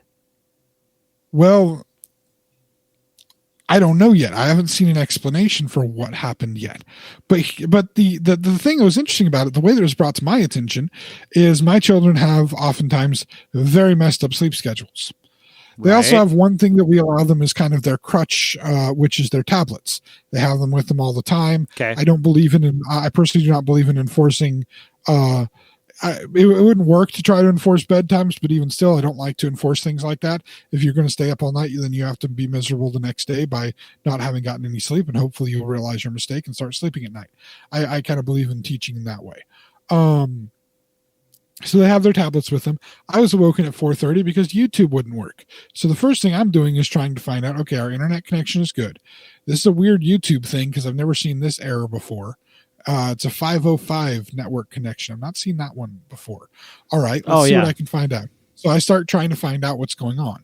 Now you could do Google search, but like normally when you do Google search on your phone, it lists the stuff that was like the last things that you looked at or the things that you regularly look at. Yeah. Like when you open mine up, 49ers news is almost always listed near the top because right. I'm always checking out football news. That wouldn't come up, but you could Google things and get information. And so I got the information, found out, go to Twitter and everybody's tweeting about, great, YouTube's down. Why the hell's YouTube down? What's going on? I wanted to watch this. I wanted to watch that. What's going on? So I'm like, okay, it says YouTube's down, but I'm not understanding this. And what's all this other stuff happening? And I go to check a few other things and can't get into Google stuff. Then I read something that says you can get into YouTube if you go to incognito mode on your Google and just log in. And I'm like, okay, so I do that and I can see on my phone that you can just get into YouTube then, but that's because you don't log in with your Google account. Oh, shit. When you're in incognito mode. What happened was because all the Google accounts were shut off, nobody using the app for YouTube or connected to YouTube under their Google account could access YouTube. Because your account wasn't being recognized because the accounts weren't working. So right. YouTube wouldn't recognize you and let you in. And YouTube being hosted by Google meant that, wait, were you capable of Google searching while you were logged in? You could Google search, but that's it. So YouTube was having a problem with legit logins from Google accounts. Yeah. And whoa. So basically this whole subsection, the account subsection of Google basically tanked. And keep in mind, all of the schooling that's happening, and I wouldn't say all, a vast majority of the schooling that's happening right now is happening through Google Classroom. Oh my God. Dude, have you heard, did you hear that there's like, that schools are getting hit like Fortune 500 companies right now by hackers trying to like hold information for ransom? It's not surprising. Well, that's the question as to whether this hit was, or what happened to Google this morning was something like that. But what happens when you're in this PTSD state of mind already, and I wouldn't even say PTSD, this is like current. Yeah. Traumatic stress disorder. Yeah, traumatic. It's just TSD at this point. We're just dealing with the traumatic stress. Yeah, we're just the traumatic stress right now. We're mid trauma.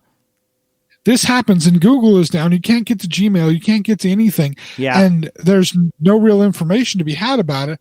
You're going, is this part of what's going to happen to, completely destroy society? And oh man. You mean like, would that be that kind of an attempt? All this is falling apart. Yeah. Is that what's happening here? Especially because I'm not going to mention the fact that something significant happened in the U.S. government today, Monday the 14th. Something significant did happen. Was that connected to that? Because there's a lot of upheaval about that event happening. And so is this a connection to that? Is this having anything to do with that event happening? And we're seeing some kind of a connection from, and this, by the way, this wasn't just in America, by the way. UK was reporting the Google being down. India was reporting it. Yeah, this sounds China like was reporting it. So this sounds like a global issue. Something happened. Yes. We're talking like central server kind of stuff happened with Google or networking issues. To kind of chime in on the consideration, the possibility, were you just like kind of trying to consider all possible?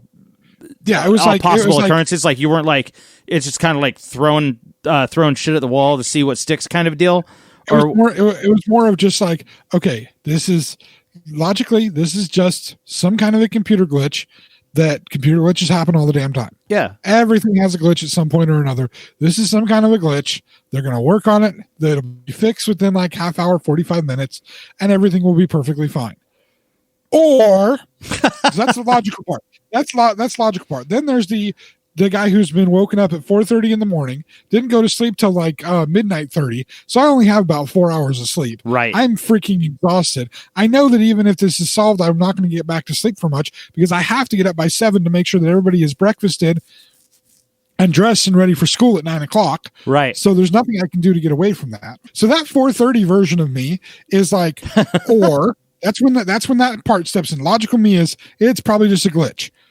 Then the crazy part happens. The sleep deprived part of like, is this some kind of a plot? Is this the beginning of like everything being shut down and all the computers being shut down? We're going to have riots everywhere from all this happening. Have we reached the final level of 2020? It's just, and that's just it. We're so many days away. We're what, 16, 17 days away from the end of this year. Is this it? Is this what's going to happen? And we're going to see this is finally the end. And that's how it's going to start is Google's going to go first and then everything's going to shut down and then worldwide panic and chaos. Is that what's going to happen? And so, the thing is, I'm a logical, rational person. I don't normally go to extremes like that. I'm the guy who talks everybody else down off the ledge. I was on the ledge. Oh, man. And guess what? The problem was solved in like half hour, 45 minutes. Oh, yeah, exactly for sure. Like he said it was going to be, and everything was working fine. And we got the kids back to their calm states. And, again, the wife got some more sleep. I didn't. I just laid in bed going, oh my God, where are we at this point that something like that is going to throw me into the freak out spiral? And where we're at is there's a point that's coming to where so many things have happened in this last year that I'm not saying that other things haven't happened at different times in history. I wasn't there for any of those things. This is what I'm here for. Right. And this has taken the very fabric of our day-to-day reality and turned it completely on its head. Now, some things we've adapted to. My family, me personally, I've been able to adapt to well. The staying at home all the time, I did that most of the time anyway. It was years ago that I started slowly cutting out all of the major extracurriculars in my life because, you and I have discussed this. Some of those extracurriculars came in between me and what I really wanted in life. At one point, it almost cost me and my wife our marriage. Would have made our lives, our kids' lives miserable. There were things that were happening that was just, and they were, again, my personal journey. Other people's may be different. They may have more going on than what we did. What we had going on at those times, they were too much for us. They weren't the right things for us to be involved in. We had to scale back, pay more attention to ourselves, pay more attention to our household and what we were doing. So this last year of not going many places, that's actually right up my alley because I don't go many places. I'm not that person. I was for a while. I'm not that person at this point in my life. My kids have done fantastic. We've learned how to do so many different things that we didn't do before. We've gotten closer with our kids. Mm-hmm. We've become closer as a family unit. So there are blessings that we can take away from this year for us personally. There are things that have worked actually really good for us personally this year. And even with all of that, even with us not having too many bad things happen. We haven't had the major financial crunch that many people have had. Minor one, but not major. I know my financial crunch has been way less than what yours has been, for instance. I know that you've had more financial crunching this year than what I had, for sure. Right? Well, for us, it was, I would say, yeah. But I don't know. It just feels like it was easier to do. Because let's assume that if I had 3 jobs, it's just to let everybody know what he's talking about with the financial crunch here. My wife works from home. I had 3 jobs and all of them were at other places, right? I had a retail job. I had a sound engineer job and I had a stagehand job for a third company. I worked for 3 different companies and all of those jobs stopped flat out. When the pandemic hit and when the shutdown started. I've had one of those jobs, my retail job, hit me back up. But for that month's worth of time, I would tell you that if I had lost all 3 of these jobs in any other time frame, I would not have the conveniences of, and I consider it somewhat of a convenience, like a social convenience, to be able to stay home and not be committed to going and doing other things. So yes, we have hunkered down. We have had a financial crunch, like what you're talking about, but the crunch is not exactly the same, because there was nothing that I had to commit myself to outside of that. It was just stay the hell home, don't leave the house, don't do anything. And that's why I'm saying it the way I'm saying it is. That, my financial situation, there was a slight cut into our financial situation, right, with the way that this year ended up being. Slight cut. But nothing major. And, again, the amount of mine, I'm sure, we're not talking necessarily specific dollars and cents. Right. The amount of mine, I'm sure, is even less than what yours would have been, because we really didn't lose much at all. And then again, like you say, the staying in and not going as many places and shifting your life focus like that for the most part completely made up for what financial crunch. Exactly. That's all I'm saying, is that it saved money. I didn't have to spend money to go do things or go places. Yeah. And so that crunch, quote unquote, was something that just happened to be offset. I felt we're still in a relatively comfortable spot, is all I'm trying to say. And that's the point I'm making, is even with that situation, so I wasn't hit very hard in that situation where many people were hit hard. You weren't necessarily hit that hard. And even I feel like we're the lucky ones, though, because I know a lot of people that dealt with some serious shit. Well, and that's what I'm alluding to. Even though we've been lucky in the financial situation of it, we've been lucky in the housing situation of it. Mm-hmm. There's never been a point where we don't have, in my household, and I'm sure in yours too, there's never been a point where we haven't had food on the table. There has been a point where certain things have run out because of idiot people going and binge buying stuff, but luckily never toilet paper or paper towels. But there have been moments where some of the things are a little bit, but those things also happen in normal life too. Right. There have been times when things are run out and it takes a week or two for them to be back in. And again, up until just this last month, when we had somebody in our house be diagnosed with COVID and have to work through that, even with that, we've had one of the better experiences that people can have with COVID. She's in the hospital for a few days and home. Yeah. At this point, she's doing really well with her recovery. Now, admittedly, it may still be a long road, and it's likely still a long road before she's recovered. But I feel like we completely dodged a bullet. So we've had, between the two of us, we've had about the best experience you're going to have during this pandemic time. Right. And yet, even having had that kind of an experience, even being able to look back and say, the amazing things my kids have done this year, the increase in the connection, which we were already close. We're already a very, very close knit family, but the added to that over this last year, things that we've been able to be involved with them, and the way we've weathered through this storm, we've come out of this again as best as we possibly could, and yet the stress is still there, the fears are still there. And imagine how much worse it is for the people that haven't been as lucky as us. And that, by the way, is something that I think does set us apart maybe from other people. We don't just take our luckiness and just be content and happy with it and only worry about ourselves in the situation. We both think about, I mean, I'm speaking for you here, but I'm sure you agree with me. We think about the people that haven't been able to be as lucky as us in this situation, that have had the worst situation and how much worse it is. We try to empathize with them as much as possible because, I mean, we can't fully experience it because we've been lucky, but at the same time, we don't want to overlook the experience that they've had and the extra trauma that's on them, because we feel trauma. Mm-hmm. We feel as if this is a burden still pushing us into the ground, and it's had to have almost crushed other people if we're feeling this in the situation we've had. And so it's just something I don't think we'll see the end of anytime soon.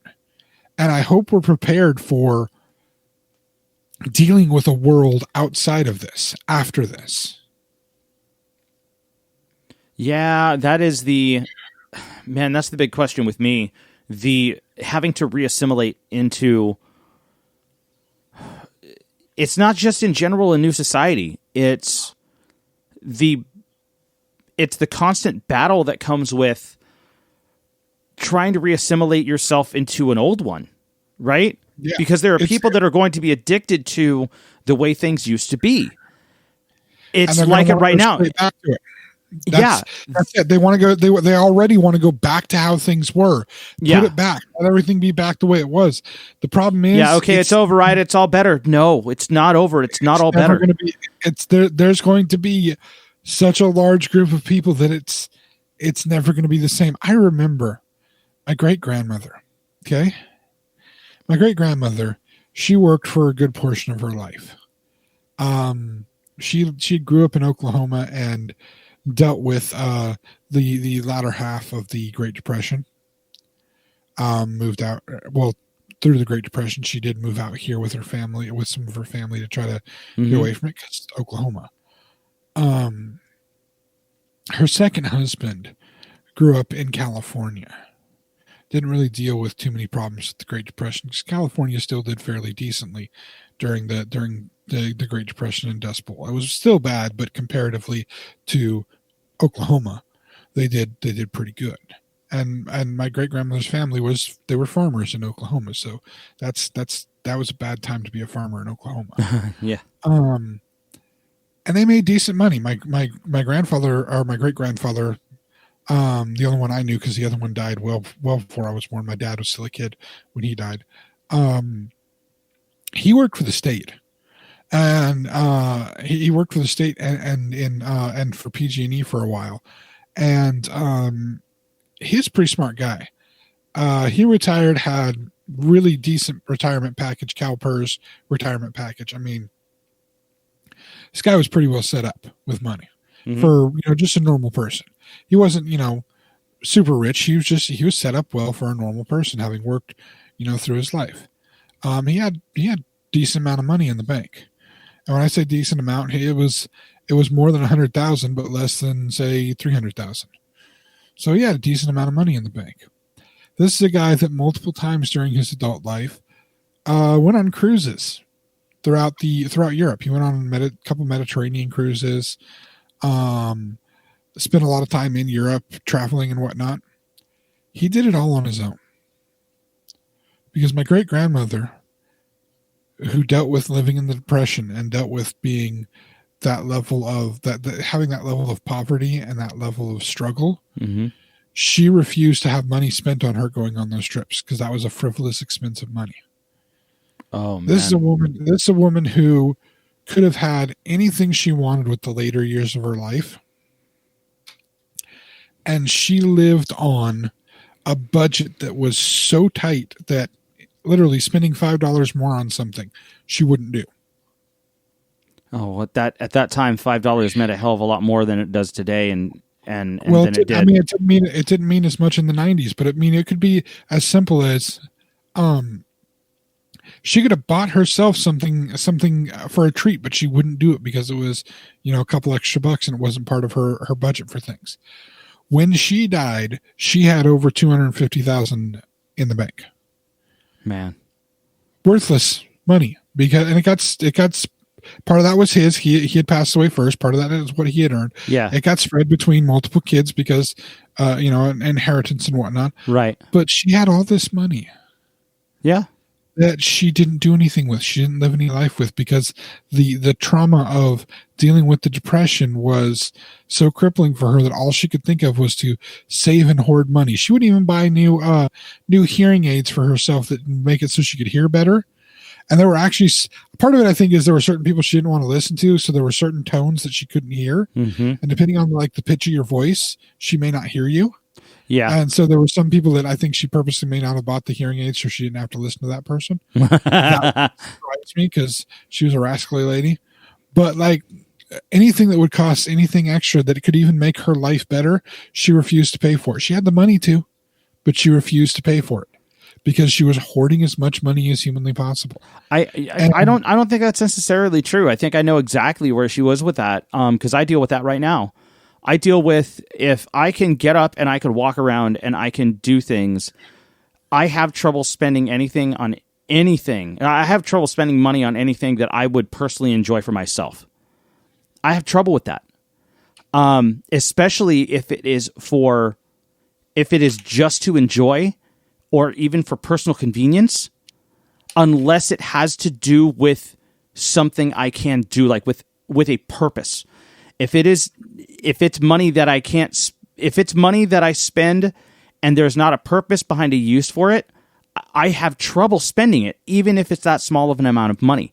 So dude, if she could go through life without them hearing aids because she still gets up and she can still eat and she could still breathe and she could still walk, then those hearing aids are something she didn't need in her logic. I can understand where that logic is coming from. I'm not saying that it's a way to live. I'm not saying that that's even a good thing. I have, like I said, I have trouble with that, and the trouble is mine. But I'm gonna say something to you, sir. Yeah, it's always worth spending the $5 if even for a moment it's going to put a smile on your face. That is something that I'm going to have to take. If that is the case, is something I'm going to have to take a very long time to learn. Because I can tell you right now, I've spent enough money watching you on stage play the same damn songs over and over again. Yeah. And not just for me, because I have to end up taking a bunch of other people with me. Because hey man, can you bring other people so that we can sell more tickets? I mean, I can say I've spent a pretty decent amount of money for it, but you know what? Yeah. You know what? Every time I did, made me smile. Except the one time you only got to play like 1.5 songs. Yeah, but that last song was fucking fire. But I mean, seriously, that's the one thing I'll say is having the memory of that moment. You can't really put a price tag on that one. Yeah, and I've spent a lot of money to have at different times in my life to have that smile on my face. I can say I like having that smile on my face even for those moments. I like being able to look back at those moments and think of how eating that thing or doing that thing or whatever, for that moment, it just made everything okay. And, sometimes it's the only way to create those moments. True. That's very true. We'll have to find our way to see how this changes things as we get out of this. I will say there is some, at least for somebody like me, there is some other benefit on the horizon right now. Some other things, there are things to look forward to, other than just the world attempting to go back to normal and failing. Yeah. And we'll talk about that a little more next week. Okay. Of course that and of course the final countdown to Christmas. But I'll give a little teaser at this point. I know you and I sent some stuff back and forth. So Disney had a big meeting last week or the weekend, right? Yeah. The weekend. Disney had a big meeting and they announced all of the beautiful and wonderful things that are coming to Disney Plus. Holy shit. Reason for me to have Disney Plus and be so happy to have Disney Plus. Dude, there's a ton. Do you have Disney Plus yet? I do not have Disney Plus. Dear sweet fluffy Lord, you need to get yourself some Disney Plus. You have an Xbox One, right? Yes. So you can download it and watch it. Mm-hmm. You need to get it because if you do it in the right package, you can get Disney Plus, HBO Max, I think, and no, it's not HBO Max. It's Disney Plus, Hulu, and a sports thing. So I mean, you won't use the sports thing, but at least you might find some stuff on Hulu. Dude, you are behind the curve in The Mandalorian, and you need to get up on the curve on this. I am telling you right now, The Mandalorian is. Think of who you're hearing this from. The Mandalorian at this moment in time is the best Star Wars thing that has ever happened. Holy shit. Not only is it's doing everything that George Lucas wanted to do with Star Wars. Mm-hmm. And doing it the right way. People don't realize when they're watching the Star Wars movies, and this is the thing to keep in mind. George Lucas has come out recently and talked about this. They are meant to be homages to different types of old films. Yes. And TV serials. So they are meant to be like Flash Gordon. So the dialogue is meant to be a little bit goofy. The stories are meant to be a little bit over the top. Right. They're not necessarily meant to have the realism. This is stuff that he's trying to make those specific type of films. So this fused almost every genre with the exception at this point of romantic comedy. It has fused almost every genre it can into the making of this series. It's bringing in the Western influence, which was an inspiration for the Kurosawa films, which it's bringing in that. Oh, sick. Okay. Your sci-fi elements, your action elements, all of the things are blending in together. It is being properly referential to every other Star Wars product that has ever been put out. Like, amazingly referential. It is doing something that nobody ever thought would fully happen. And that's in the last couple episodes. It has taken one of the most famous characters of Star Wars lore, considered to be the most overrated character of Star Wars lore, and has not only brought that character back with the right actor playing him, but has turned him up to 11 as he always should have been. Oh, damn. Okay. They have brought back Boba Fett. Right. With the guy who played Jango Fett and was the template for all of the clone troopers. Right.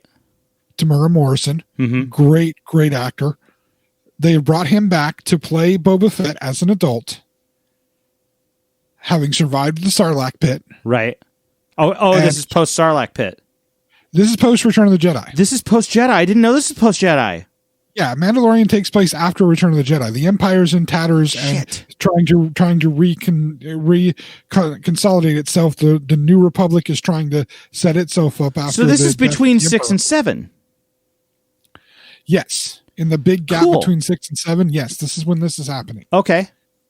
They brought back Ahsoka Tano, who was Anakin's apprentice back in the Clone Wars animated series. Yes. Brought her to live action, but the fact that they have brought Boba Fett back and made him the certified badass that everybody thought he was. Yeah. And he is amazing. This film, this series does everything that you want it to do. It's Star Wars, but it's not, and it's beautiful and amazing. And on top of that, they are bringing out more stuff. Yes. I'm going to leave us today with just this. If anybody hasn't seen it yet, the Obi-Wan Kenobi series will be happening. Yes. Told my wife about this. Said the Obi-Wan series is going to be happening. She's like, really? Who the heck are they going to get to play Obi-Wan? And I said, babe, be prepared to watch it. Why? Ewan McGregor is playing Obi-Wan again. Eyes got gigantic big. And I said, and? How's it get better? Darth Vader will be in it. Darth Vader's going to be in it. Who's playing Darth Vader? Is it him? Is it Anakin? I said, yes. Hayden Christensen will be Darth Vader. We'll be talking about this more next week. And yeah. Not only what the Star Wars things that are coming, which is mind blowing, but the Marvel stuff that some of it's already been talked about, some new stuff is being talked about, and the fact that on Christmas Day or the day after, hopefully on Christmas Day, I don't know, my wife might be busy with her new present on Christmas Day. But if she's not, if she's willing to take out two and a half hours, we're going to be watching a movie on Christmas Day. A new Wonder Woman? We're going to be watching the new Wonder Woman. Nice. And why? Because, again, the world has changed. The world has shifted. And that's why you want to have both Disney Plus and HBO Max. I know. Mike, where are people listening to us talk about these streaming services that they need to get that we're not on? Well, you could be listening to us at the XennialChronicles.com or Zencron.com as well. Speaking of Zencron, you can find us on all of our socials, I believe, at Zencron. You look for us on Facebook. You look for us on Twitter. We're on those handles. Also, we're on all of the other major streaming platforms. We're talking about TuneIn. We're talking about Spotify. We're talking about Apple, I think, if they're still a thing. We're talking about Apple's obviously still a thing. And Google, if they're not shut down. And also, we are on YouTube as well. So we do have a YouTube page. Please go search for the Xennial Chronicles on YouTube. And when you do, please like the video if you're listening to this as a YouTube video, which we do post them as videos, and hit the subscribe button for us because we are trying to get to 100 subscribers. We want to get to 100 subs. We want our custom URL. So please do that for us. And there is one more thing that needs to be done. James, what is that? Click the bell. That's right. Click the bell. Make sure that you get notified the next podcast or video that we put out on YouTube, please. And yeah, I think that is about it for us. James, do you have anything to add? Well, I mean, while you're there on YouTube, as I say every single time, while you're there on YouTube, come check out Mike's other projects that he's working on that are there up on YouTube. I mean, why not? You're already listening to Mike talking to me about stuff. Why don't you listen to Mike a little bit more? You check out Ruling Note Music, where Mike talks about music recording stuff, music history stuff. Basically, I mean, the name is Ruling Note Music, so it's about music. Yep. And that's really the focus of what's happening on that YouTube page. And then you can go and check him and his wife out on their own custom URL at Chronicles Games. Yes. They have their own custom URL now. I honestly think it's because people like watching Mike fail at video games, because that's what this is about. They play video games in chronological order of the story, not when the games are released. At least that was the original thing they were supposed to be doing. I don't know what the hell they're doing now. They're basically just playing video games and Mike is failing at them, and everybody is enjoying. No, we're still doing the chronological order thing. It's a whole different universe thing, man. Look, there's a timeline split universe thing I can talk about. You're saying that Luigi's Mansion takes place before all of the Legend of Zelda stuff? I disagree with you, sir. We have to have a discussion on that. We'd have to have a discussion on that. Even if we're talking about separate universes where these things happen, which they can't really be separate universes, because I have seen games where Luigi can fight Link. So obviously it's the same kind of universe. Don't even try with me. Oh my God, you're gonna go Pixar on me, aren't you? That's amazing. I mean, I'm just saying. And so, I think you messed up on that one, but whatever. What do I know? Okay, fine. Sometimes we make a mistake or two. Yeah. I blame it on you. I'm sure your wife never makes the mistake. Anyway, check those out too. Like those, subscribe to those. I mean, you don't really need to subscribe to the Chronicles Game ones because they already got enough subscribers, but do it anyway, because why not? I mean, I'd love it if you subscribe to Chronicles Games too, but since you're listening to us here, make sure you're subscribed to Xennial Chronicles. Yeah, do that one first. Yeah. Because that's kind of, I mean, we told you about the other ones. You should at least like us and subscribe to us. Hopefully so, man. Anyway, thank you all for listening, and we'll be back next week to talk, go back to some of the things we love to talk about. Movies, TV series, and of course, the impending doom of Christmas. All right, we'll talk to you then. Y'all have a good one. Thank you for tuning in, friends. The journey continues next week.